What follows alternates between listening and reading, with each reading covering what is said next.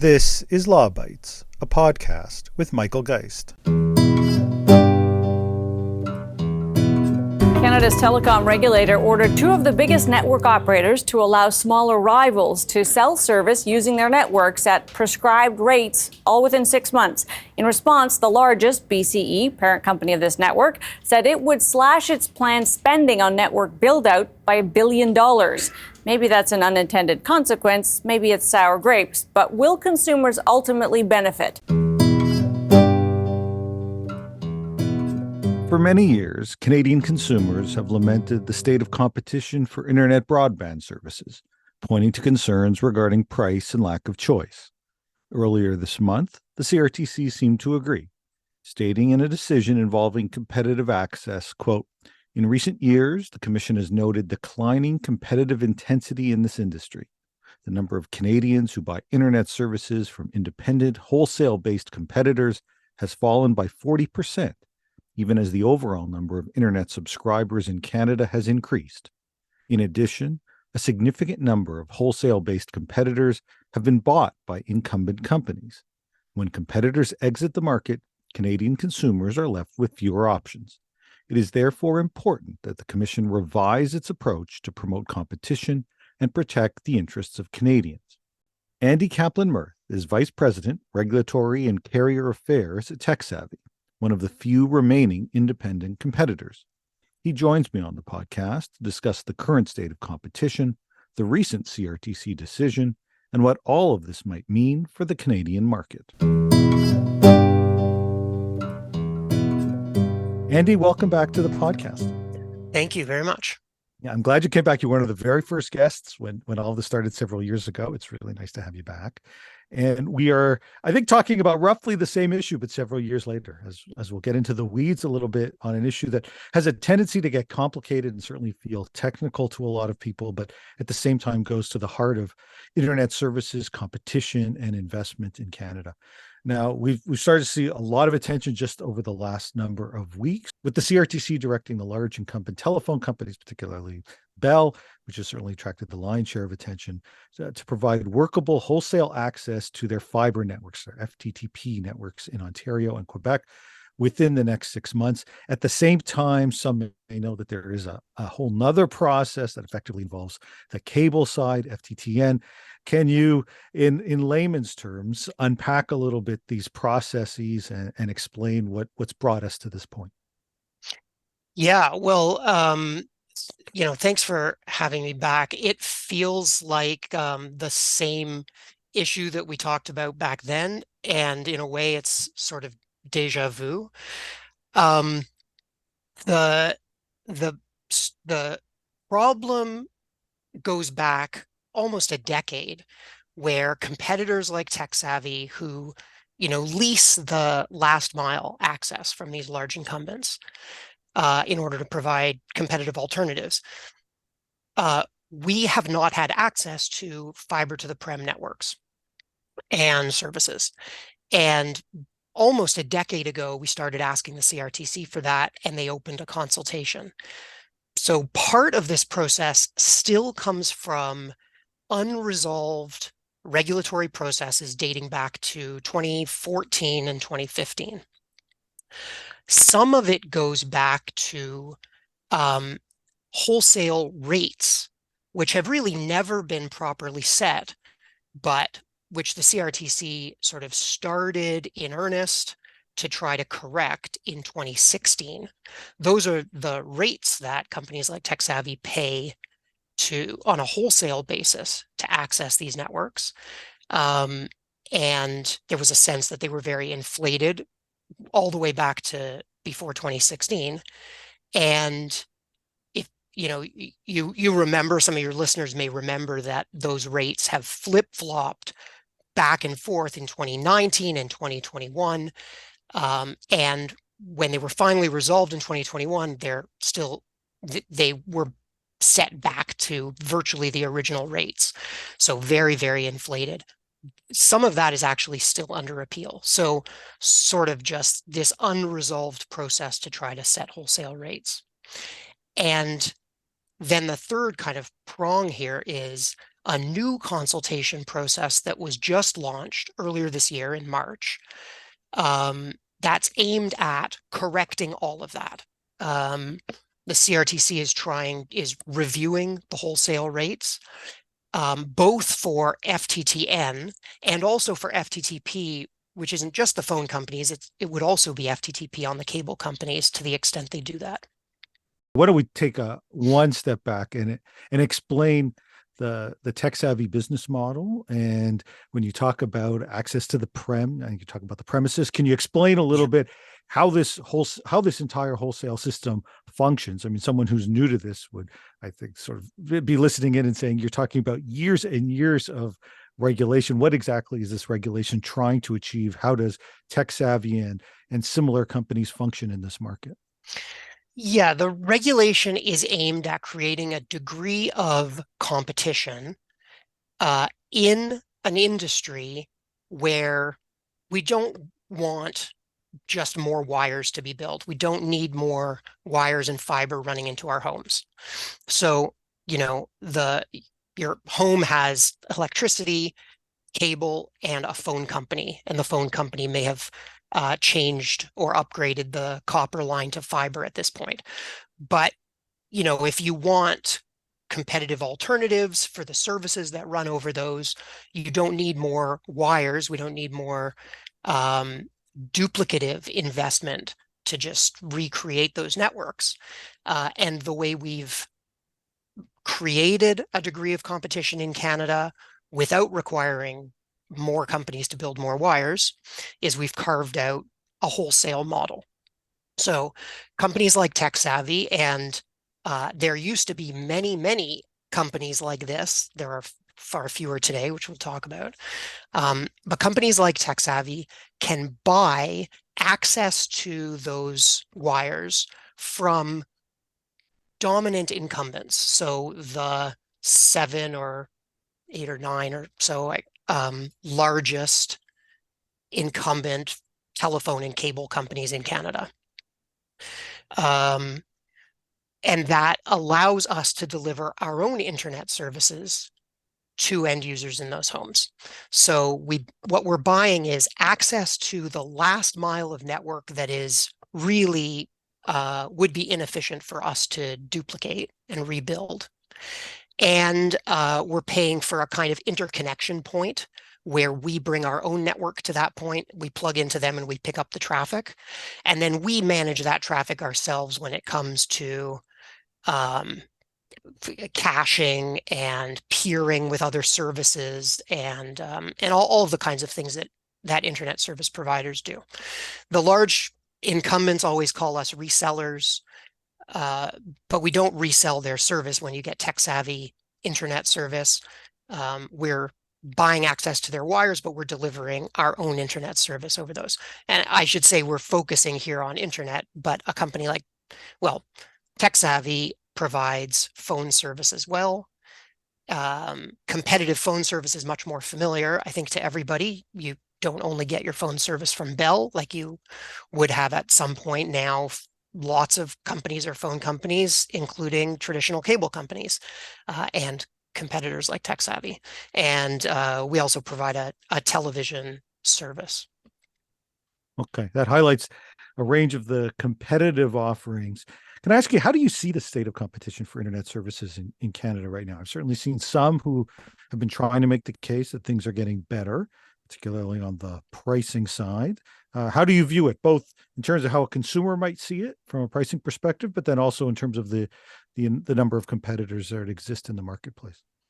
Yeah, in terms of the pricing, there's some evidence that pricing has been stable or has decreased slightly. But our view is that it is higher than international comparison markets. So internet services are still much more expensive in Canada. But also when you look at any decrease in prices in Canada, prices decrease in international markets too. the technology gets more efficient and the facilities, the cost of the facilities goes down. And so we actually also see that where it has gone down in Canada, that doesn't even actually represent a real price decrease. I think Canadians are frustrated by the cost of internet service in Canada, but also they are frustrated by the lack of competitive options, and they will be more frustrated by that because there are far fewer options today than there were even a year ago. And that there is an importance just to having competitive options. Certainly, speaking to our customers,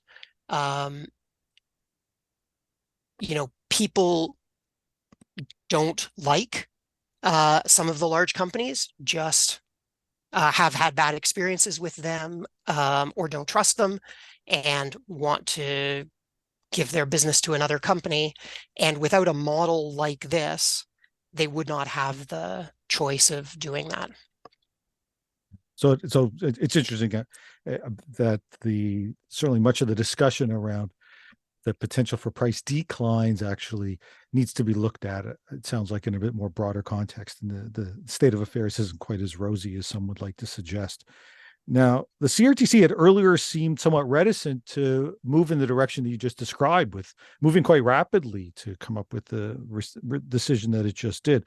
What do you think has changed? Obviously, a chair has changed, but is it as simple as that, or do you think more broad concerns about what is in fact taking place from a competitive perspective in the marketplace? Yeah, I mean, I'm speculating, but I think it's a combination of factors. The previous chair, actually this predates even the previous chair, the CRTC had in 2015 introduced this whole plan for how competitors would get access to fiber to the prem. And it was called a disaggregated model. So this was sort of a new idea for how competitors like TekSavvy would get access to FTTP services. And that model has been a complete failure. But I think the CRTC was not prepared to give up on it. And a lot of the focus, although it doesn't seem like there was any progress on the work, but until even very recently, the CRTC would point to that model as, still being in development, and we had access to fiber through this disaggregated model. So, and it basically had just ground to a halt. In fact, under the previous chair, Ian Scott, that model did not develop at all. It didn't change at all from the time when he came to the CRTC to the time that he left. I think that the obvious failure of that model to even be finalized, to even develop, along with a growing list of competitors who have been acquired by large incumbents, that made it really clear, I think, to the CRTC, and I think actually also to the government, that something needed to change, and having a new chair and some new commissioners, vice chairs, I think presented an opportunity, I guess, for them to try something different. Yeah. Okay. I mean, it's interesting to see that shift most recently. You mentioned how much things have changed over the last little bit. Can you talk a little bit about just the enormous amount of consolidation that we have seen in the independent ISP sector in Canada, which I think left some with the sense that this in fact had failed. You talked about 5 years of no real change, and it sounds like, with 5 years of no real change, surely that plays into the disappearance of many of the competitors in the marketplace. Yeah, no question about it. One of the challenges in this regulatory space is that there's always another step kind of just over the horizon. So competitors have really spent nearly the last decade really looking at, this next consultation, or a consultation is underway, we're expecting a decision sometime in the next year. And it, for a long time, has just been a question of how long can these companies hold out.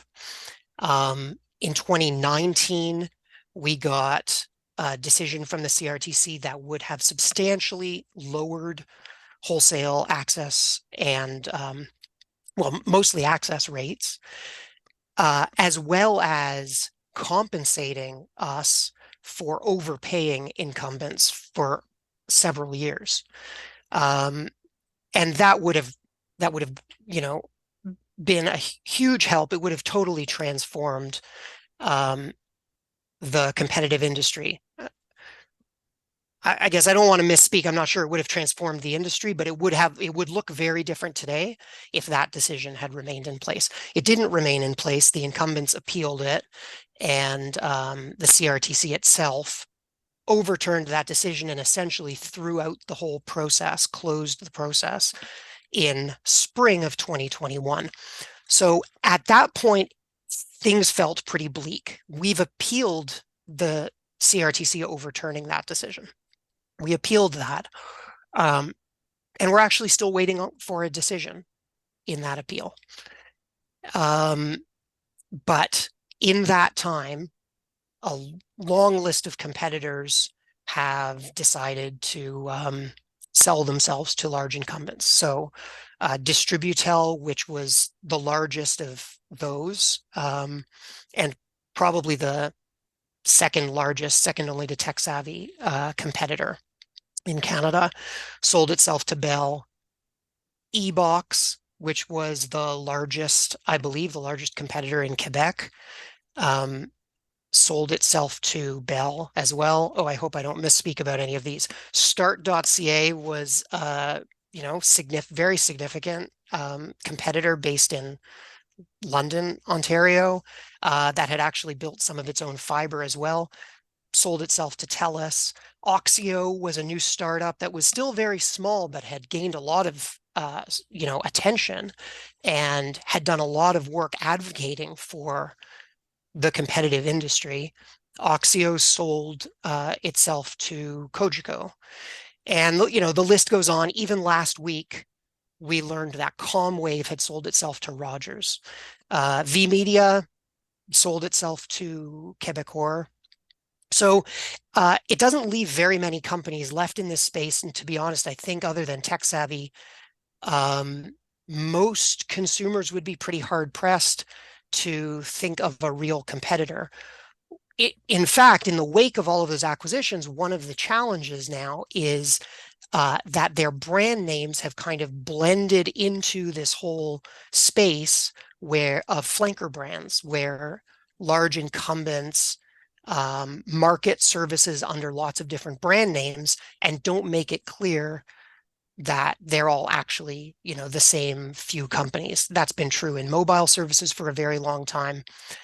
It was starting to be true for internet service as well, but now it's even more true because all of these known competitor brands with a long history of fighting these big guys now actually, virtually all of them don't even exist anymore as anything other than brand names of the big guys. Wow. I mean, it's an amazing story of consolidation and really a lost sector, almost with many people not paying any sort of attention at all. It's incredible to see how much has changed just in the last year or two. Yeah. Now, all this, I think, is really helpful background for understanding what brings us to this most recent decision. Can you talk a little bit, actually, a bit more about what exactly the CRTC decided? And, you know, first, I guess let's talk a little bit about how TekSavvy reacted, and then we can shift to the reaction from Bell. Sure. This latest decision comes right out of the consultation that the CRTC launched in March of this year. That consultation is an effort to repair the damage of the past, 7, 8, 9 years, and correct the wholesale rates, and also find a way to give competitors access to fiber to the home services. It's a very ambitious consultation, and the CRTC has set themselves some pretty ambitious timelines too. and has said that they want to do this quickly. In fact, part of the government's guidance, new guidance to the CRTC, is to do these kinds of processes more quickly. So part of one of the things the CRTC signaled when they launched the consultation was that, since these processes can take some time to play out, and there wouldn't be a decision on how competitors would get access to fiber. In the meantime, they were considering an interim measure, what they're calling temporary access to fiber. So it's sort of it's just that it's a quick interim measure to give competitors access to fiber services, fiber facilities, while the larger process all plays out. It's an unusual. It's unusual as a sort of temporary remedy, but it isn't unusual for the CRTC to have an interim decision to put some measures in place while the rest of a process plays out before they get to a final decision. So that's, they had signaled that in March when they launched this consultation, and now in November they made a decision on that temporary access to fiber. While the rest of that consultation continues to play out, there's going to be a hearing in February, and then perhaps some more process, maybe a decision at some point after that. So, so that temporary access to fiber, it is the decision says that Bell and TELUS, it's only limited to Bell and TELUS, in Ontario and Quebec only, have to give competitors like us access to their fiber services within 6 months. So I think it's the beginning of May. And they have to do it in a way that is sort of, as a way of just avoiding going into the complicated details of it. They have to do it kind of the easier way to interconnect with their networks. The CRTC in 2015 tried to do this more complicated model, had some benefits. TekSavvy actually supported it at the time, but that failed. Now, in an effort to just sort of try to save the industry, I think the CRTC is making it the kind of easier interconnection model, so that in theory we could plug into their networks and get access to Bell's and TELUS's entire fiber footprints in Ontario and Quebec. Okay, interesting to see how all of that has evolved, and obviously potentially helpful, certainly on your end. Now, unsurprisingly, I haven't seen really anything from TELUS, and you can correct me if based on your knowledge about what they may have said, but it's certainly Bell that's been the most vocal, first threatening to cut back on their capital investment in response to the decision, and then launching a legal challenge. I guess first, what do you make of the response, both in terms of reducing network investment, which often seems to me to be sort of pretty common threat that we often see when there are proposed regulatory changes? Is this just kind of that typical playbook, or is there something more here? I think part of it's definitely that typical playbook. Bell appeals every decision like this that affects them. We've seen that happen, multiple times in this set of related proceedings over the years. So, it's no surprise. I think that's just their strategy. Part of that is, cynically speaking, I think part of that is just running out the clock. Like, by delaying the implementation of any real access to fiber or correction of wholesale rates, they they hold over these inflated rates. They have given themselves a regulatory holiday from having to give anybody access to their fiber, and the status quo just is to their benefit, and that is a large part of what's been responsible for the collapse in this industry over the last couple of years. So part of it's definitely that. they've made their arguments, and we're going to make our own arguments in response. They're appealing the CRTC's decision, this temporary fiber access decision. That their paperwork for that hasn't actually been filed. They filed a notice of appeal, so we have a sense of what their arguments are, but we haven't actually seen all of their arguments or their evidence. So I probably can't speak a lot to that. But more urgently, they filed a motion for a stay, which would suspend the CRTC's decision so that it wouldn't go into effect. And that gives them time to do their appeal.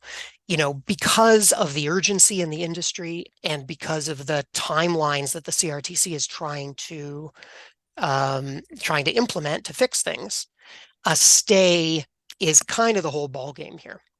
If they get a stay, then we're just not going to get access to fiber on any kind of timeline that makes sense and that does what the CRTC is trying to do. So that's where our focus is right now.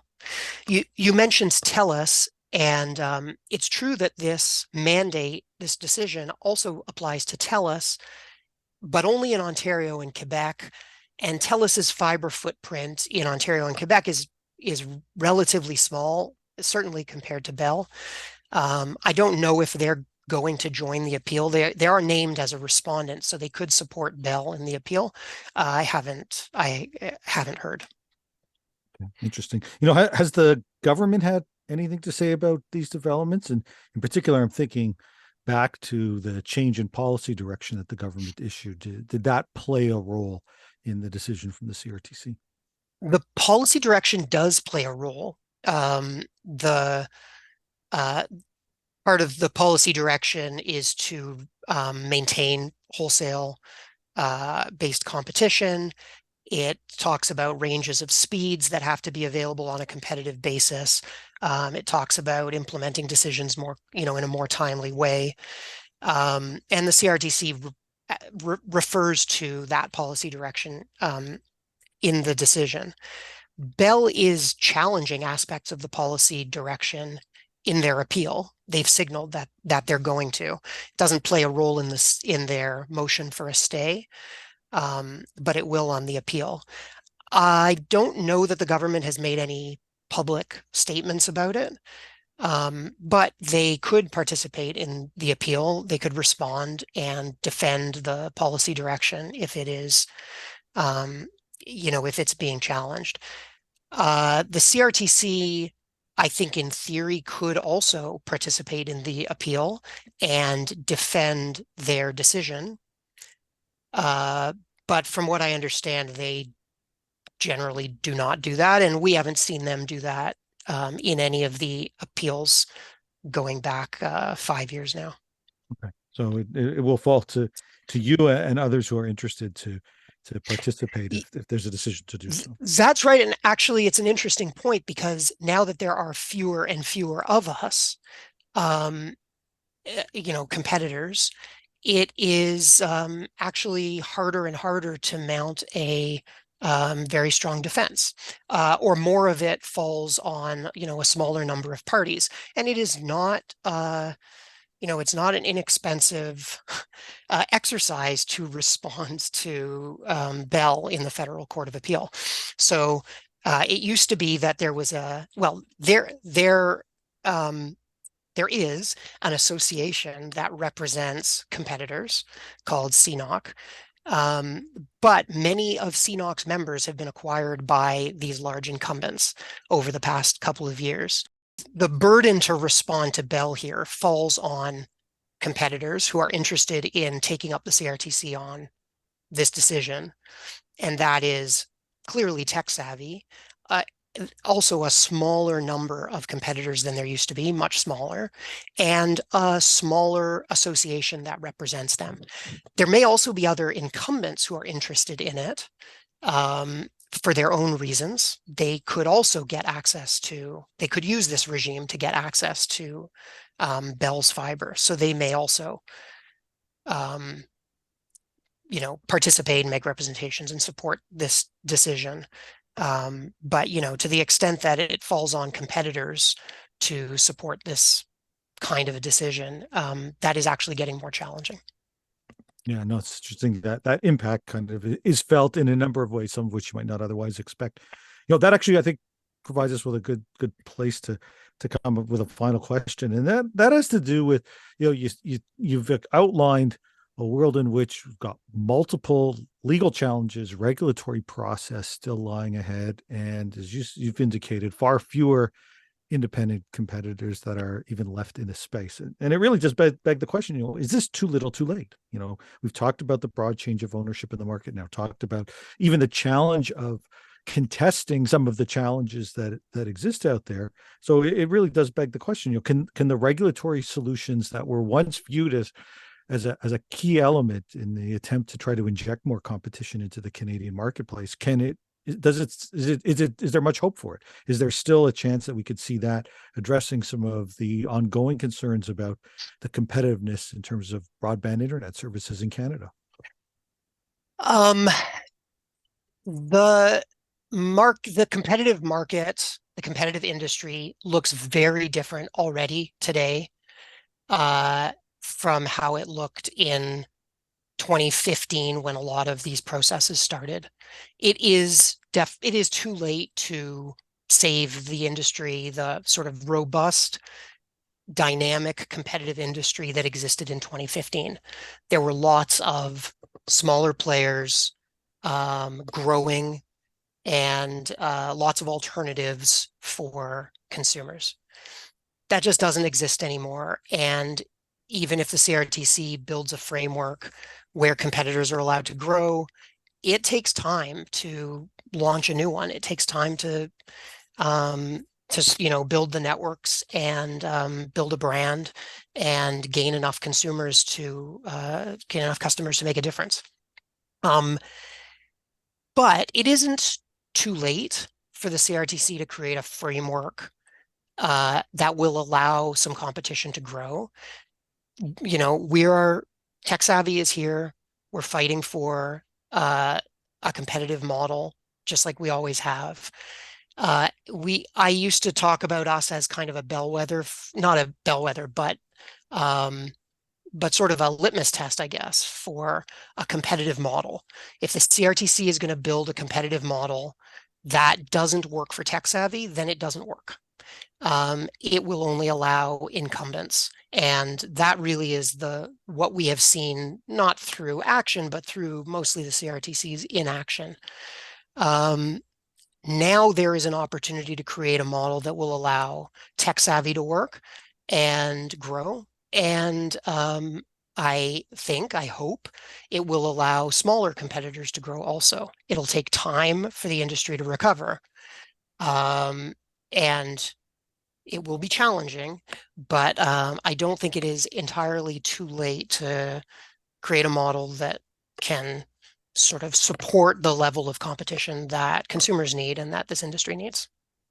Okay. Well, after a decade or more of engaging in these regulatory and legal fights and challenges that arise, I mean, you could be forgiven for being a lot more pessimistic. I'm glad to hear that there is still some optimism around this issue that I know a lot of people are still following closely. So thanks for continuing to engage, and thanks so much for joining me on the podcast. It's my pleasure. Thanks for inviting me. That's the Law Bytes podcast for this week. If you have comments, suggestions, or other feedback, write to lawbytes@pobox.com. Follow the podcast on Twitter @LawBytesPod or Michael Geist @mgeist. You can download the latest episodes from my website at michaelgeist.ca or subscribe via RSS at Apple Podcast, Google, or Spotify. The Law Bytes podcast is produced by Gerardo Lebron Laboy.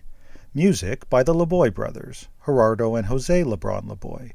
Credit information for the clips featured in this podcast can be found in the show notes for this episode at michaelgeist.ca.